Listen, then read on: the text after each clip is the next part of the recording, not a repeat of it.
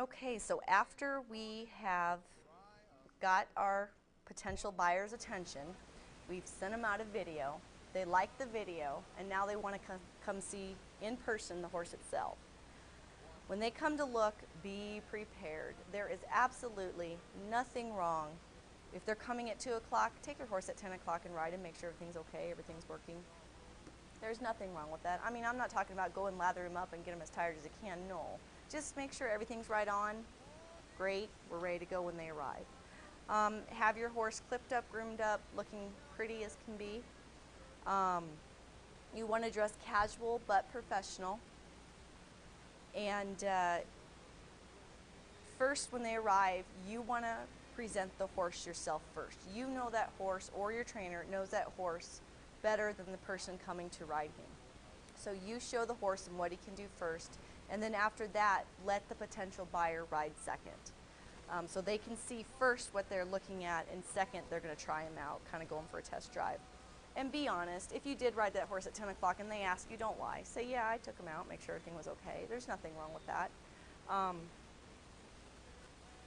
You know, people want to ask you a million questions. They want to know everything that horse did every day. So be as honest, you know, and as knowledgeable as you can about your horse. Also, when it comes down to buy a horse, the pre-purchase exam, usually after a deal is on the table, you've negotiated your price, you've agreed to sell your horse. Sometimes a buyer will want a pre-purchase exam done by a veterinarian. It is the buyer's responsibility to pay for this pre-purchase exam. I like to have pre-purchase exams. That way that horse is guaranteed by that vet that day to be sound. And then also give them a choice of vets. You can say who you use. Sometimes people don't feel comfortable using your vet. They think maybe you and your vet have something, you know, you're hiding. Also offer them other surrounding vets that you know of, or have them make a suggestion on what vet they want to use. Another thing I just want to touch base briefly on, sometimes, and I don't know how many of you have ever had this happen to you, someone says, well, can I take your horse and try it for 2 weeks? I say no. If you take my horse unbought and you take him to your house and he gets hurt in the trailer, or he gets hurt in the stall, or something happens to him, and you bring him back and say, I don't want him, he's lame, well, then I'm out of a horse. I've got a lame horse now.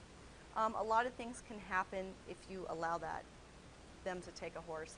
I always tell a potential buyer, you know what, come here every day and ride this horse. You tack him up, you do whatever you want, you try him out, you take him.